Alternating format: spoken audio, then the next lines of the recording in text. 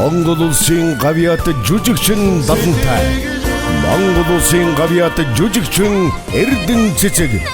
Монгол улсын соёлын тэргүүний ажилтан Болд Монгон Цэцэг. Ахмадын баяр болон багш нарын баярт зориулсан их хүндэтгэл уран бүтээлийн тоглолт Өврийн сайхан хангай нутгийн зон олондоо.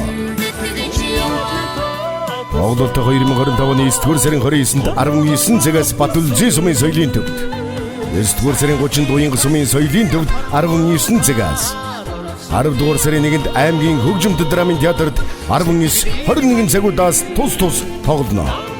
Элэгэрэнгүй мэдээллийг 99-80 утсаар давлаж 80-10-80-24 утсаар үнгүй хөрвүүлж яваарай. Ахмадын баяр болон багш нарын баярт зориулсан их хүндэтгэл тоглолтоо та бүхэндээ зориулж байна.